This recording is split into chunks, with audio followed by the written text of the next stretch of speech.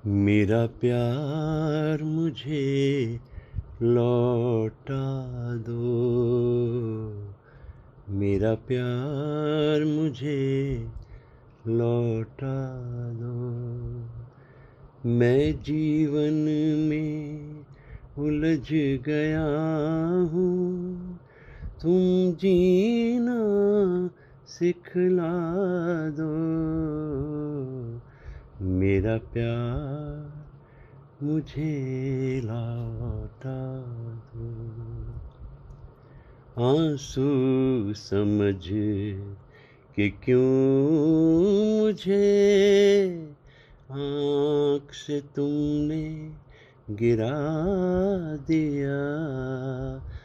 मोती किसी के प्यार का मिट्टी में क्यों मिला दिया। आंसू समझ के क्यों मुझे एक जगह आराम नहीं, रुक जाना मेरा काम नहीं। मेरा साथ कहाँ तक दोगी तुम, मैं देश विदेश का बंजारा।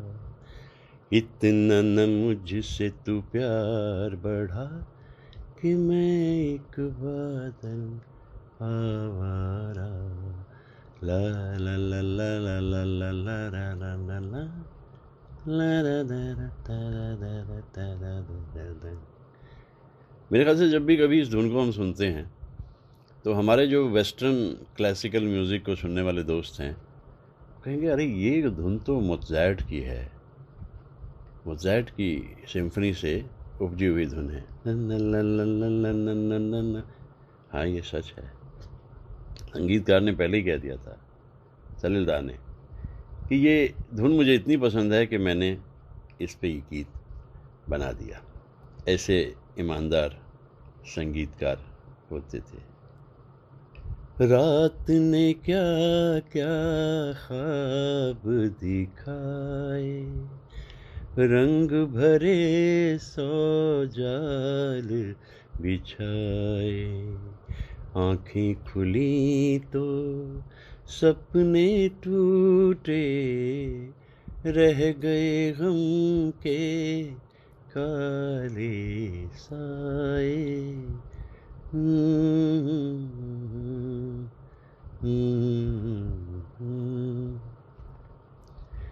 दिल नादां तुझे हुआ क्या है, आखिर इस दर्द की दवा क्या है।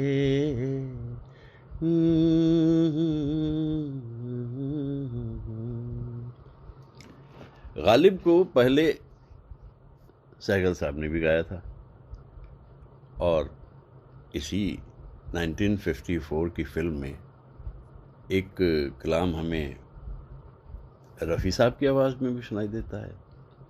लेकिन ये जो सुरैया जी के साथ में है आवाज़, ये तो अलग है, इसका तो कुछ कहना ही अलग है। दरअसल सच ये है कि ये आवाज़ मुझे बहुत पसंद है, जैसे आप में से भी कुछ को बहुत पसंद है। ये जो सिंगर हैं, इनका नाम है तपन कुमार। आप कहेंगे तपन कुमार, भाई ये क्या बात हुई?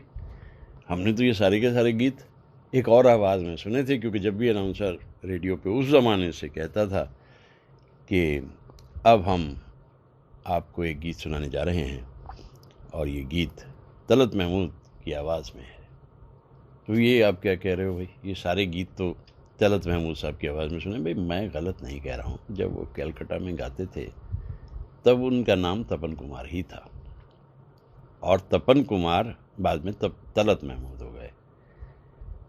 और दरअसल आज मैं उनके बारे में जो कुछ कह रहा हूँ, आज तारीख़ है, कितनी तारीख़ है आज? 8 तारीख़ है ना, या नहीं? अरे आज तो 9 तारीख़ है, 9 ही तारीख़ तो है। इसी तारीख़ की तो मैं बात करनी थी। मैं कल ही सोच रहा था 8 तारीख को कि कुछ मुझे तलत साहब के बारे में कहना चाहिए, क्योंकि 9 मई 1998 को वो दुनिया से रुखसत हो गए थे। दुनिया में आए थे 24 फरवरी 1924 को।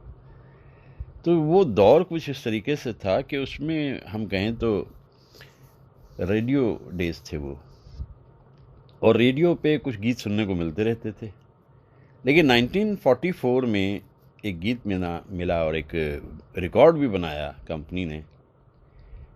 ये आँखें हैं ठहरी हुई, चंचल वो निगाहें, ये हाथ हैं सहमे हुए और मस्त निगाहें, परछाई तो इंसान के काम आ न सकेगी, तस्वीर तेरी दिल मेरा बहला न सकेगी, ये तेरी तरह मुझको तो शर्मा न सकेगी, तस्वीर तेरी दिल मेरा बहला न सकेगी। ये गज़ल इतनी मकबूल हुई, ये इतनी पसंद की गई, और ग्रामोफोन कंपनी को ये देख के बड़ा सुख मिला कि इसके बहुत सारे रिकॉर्ड्स बिक गए। वो आवाज़ तो सुनते चले आ रहे थे पहले से। अब इसके बाद जब होता क्या है कि कामयाबी का अपना एक अलग ही मेयार होता है। एक बार कामयाबी मिल जाती है तो फिर लोग पीछे पीछे, वरना आप लोगों के पीछे पीछे। तो तलत साहब को जल्दी ही कामयाबी मिल गई थी। भाई अगर वो 1924 में दुनिया में आए थे और ये 1944 में उनकी गज़ल इतनी मकबूल हो गई, हर तरफ गाई जा रही है, तो इसका मतलब ये हुआ कि 20 बरस की उम्र में इतनी कामयाबी मिल जाना ऐसा कम ही होता है। तो अब सब कुछ हो रहा है, कलकत्ता में नाम भी बहुत हो गया है। लेकिन कितना भी कमाल का सिंगर हो, किसी भी जगह पे हो, चाहे वो उस ज़माने में तो लाहौर बड़ा मशहूर था, लाहौर में हो, कलकत्ता में हो, जाना तो उसे बॉम्बे ही पड़ता था। और वो बॉम्बे की जो माया नगरी है, जब तक वहाँ जा कर के अपना झंडा ना गाड़ दिया जाए तो कलाकार को तसल्ली नहीं होती थी। तो वहाँ एक संगीतकार बड़े मकबूल हैं उस ज़माने में, अनिल विश्वास साहब, उन्हें तो भीष्म पितामह भी कहा जाता है। तो जब ये तलत साहब पहुँच गए वहाँ पर बॉम्बे, तो उनके लिए कुछ मुश्किल नहीं था, क्योंकि नाम जब पहुँच जाता है तो वो जो मैं कहा करता हूँ कि मुझसे पहले उस गली में मेरे अफसाने गए, तो उनको जानते थे लोग बाग यहाँ अनिल विश्वास साहब। तो एक गीत की रिकॉर्डिंग के लिए उन्होंने बुलाया, और जब गीत की रिकॉर्डिंग के लिए बुलाया तो होता क्या था कि तलत साहब की आवाज़ में एक अजीब किस्म की कंपन सी होती थी। हमसे आया न गया, तुमसे बुलाया न गया, फासला प्यार में दोनों से मिलाया न गया। और मैं कितना ज़ोर लगा लूँ, मैं कितनी कोशिश कर लूँ, मैं आवाज़ में वो मखमली टच ला ही नहीं सकता, क्योंकि कोई भी नहीं ला सकता था। कितने लोगों ने बड़े बड़े सिंगर्स के गीत गाए, लेकिन तलत साहब का रिप्लेसमेंट कभी कोई मिला नहीं। तो रिकॉर्डिंग की बात हुई और तलत साहब ने गाना शुरू कर दिया। अनिल विश्वास साहब ने उनको रोका, भाई ये तो वो आवाज़ नहीं है तलत, क्योंकि उस दिन तलत साहब थोड़ा सा कॉन्शियस हो गए। उन्होंने अपनी कंपन को ख़त्म करके सीधे सीधे गाना शुरू कर दिया। नहीं नहीं नहीं, ये तो वही आवाज़ मुझे चाहिए जिस आवाज़ की वजह से मैं तुम्हें ये रिकॉर्डिंग दे रहा हूँ। बस तलत साहब फिर वापस अपने उसी में आ गए और गीत की रिकॉर्डिंग शुरू हो गई। तलत साहब को मालूम था कि ये उनका बड़ा इम्पॉर्टेंट इम्तिहान है, क्योंकि ये गीत पिक्चराइज्ड है अदाकारी के बादशाह पे, दिलीप कुमार साहब पे, और दिलीप साहब पे जो गीत पिक्चराइज होना है वो 100% से कम नहीं होना चाहिए। गीत कुछ यूँ बना, जाकर कहीं हो जाऊं मैं, नींद आए और सो जाऊं मैं, जा कर कहीं खो जाऊं मैं, नींद आए और सो जाऊं मैं, नींद आए और सो जाऊं मैं, दुनिया मुझे ढूंढे मगर मेरा पता कोई न हो, ऐ दिल मुझे ऐसी। अब ये गीत जब रिकॉर्ड भी हो गया, उस ज़माने में तरीका क्या था भाई, या तो आप रेडियो पे सुनोगे, आपके रिकॉर्ड 78 RPM के जो रिकॉर्ड होते हैं आप वो खरीदोगे। तो ये भी बहुत हिट हो गया गीत। तो उस वक़्त में जो हमारे त्रिदेव हैं, जैसे कि दिलीप साहब हैं, तो उधर राज कपूर साहब भी अपनी जगह बना चुके थे, क्योंकि पहली फिल्म आग के बाद बरसात, बरसात के साथ आवारा, और राज कपूर साहब हैड कम टू स्टे। लेकिन पहले ही मालूम हो गया था कि राज कपूर साहब की जो आवाज़ है प्लेबैक, वो मुकेश साहब हैं। लोगों को देख करके ताज्जुब हुआ था कि पियानो पे बैठे बैठे राज कपूर साहब गा रहे हैं और उन्हें भी प्लेबैक दे रहे हैं तलत महमूद। ये सच है तेरी महफिल में, मेरे अफसाने कुछ भी नहीं, पर दिल की दौलत के आगे दुनिया के खजाने कुछ भी नहीं, तू मुझसे निगाहों को न चुरा, मैं दिल हूँ एक अरमान भरा। और क्या चाहिए इंसान को। जो एस्टेब्लिश्ड उस ज़माने के अदाकार हैं, जब उन पे आवाज़ आपकी फबने लगे, मतलब अजीब माया नगरी है बॉम्बे। एक ही कलाकार पे रफ़ी साहब भी कर चुके हैं रिकॉर्ड और मुकेश साहब भी आ चुके हैं, लेकिन तलत साहब का तो इस पर ऐसा बैठा, ये गीत इतना मकबूल हुआ कि लोग मान गए कि तलत साहब एक ऐसे सिंगर हैं, उन्हें आप किसी भी जगह पहुंचा दीजिए। तो देव साहब कौन सा किसी से काम है, देव साहब भी छा चुके हैं। और जब देव साहब के ऊपर एक दर्दीला गीत पिक्चराइज्ड होना है, तो उन्होंने ये देखा कि कुछ हद तक उनकी आवाज़ जो है वो किशोर कुमार के लिए सही है, किशोर कुमार की आवाज़ उनके लिए सही है, उनकी अदाकारी किशोर कुमार के लिए सही है, दोनों एक दूसरे के लिए प्रिय और पर्याय हैं। लेकिन जब एक बहुत ही खूबसूरत गीत लिखा गया, जाए तो जाए कहाँ समझेगा कौन यहाँ, दर्द भरे दिल की जुबान जाए।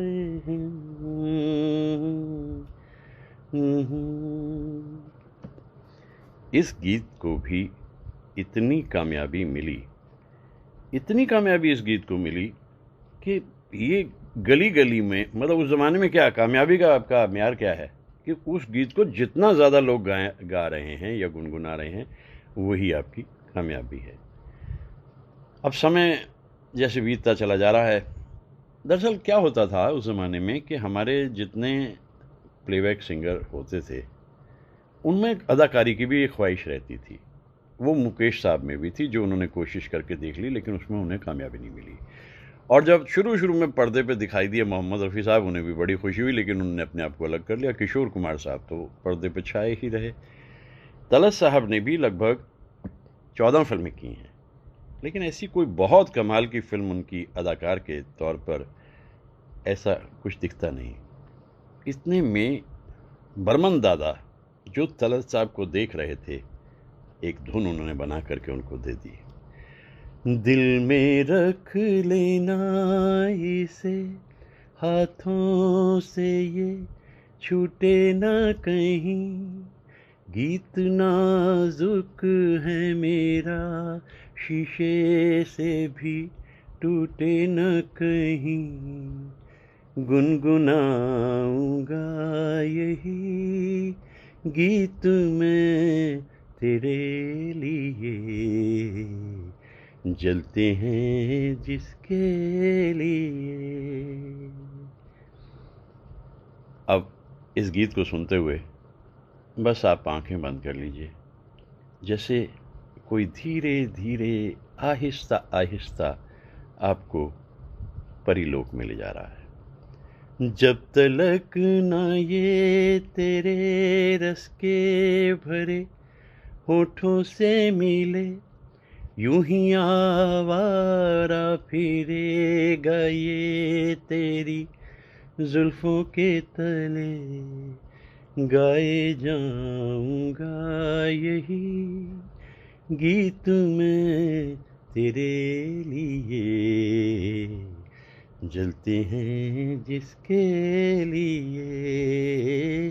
तेरी आँखों के दिए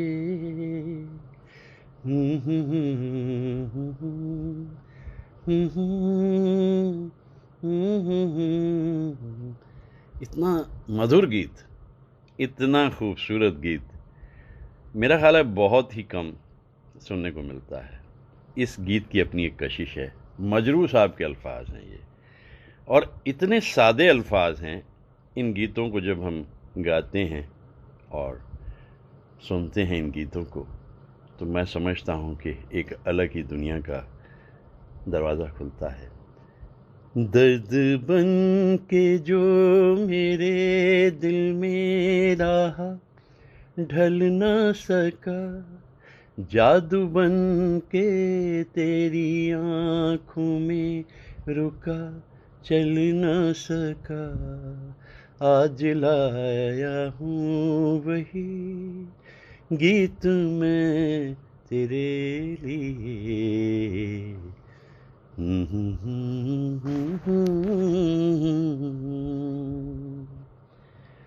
इस गीत को मैं जितनी बार भी सुनता हूँ, मैं वाकई मान जाता हूँ कि अल्फाज की अदायगी जिस अंदाज में तलत साहब करते थे, बस वो अलग ही होती थी। उन्हें कामयाबी बहुत मिली। मेरे ख्याल से उन्होंने कितने 800 के करीब गीत तो गाए होंगे, और 800 गीत में इतनी मकबूलियत हासिल करते, मतलब इस सेंस में हम कहें कि रफ़ी साहब ने तो हज़ारों गीत गाए हैं और मुकेश साहब ने भी 992 गीत गाए हैं, लेकिन 800 गीत में अपनी इतनी मचान बना लेना वो तो अलग ही बात है। क्या तेरी जुल्फ का लहरा है अब तक वो ही सुनहरा, क्या अब तक तेरे दर पे देती हैं हवाएं पहरा।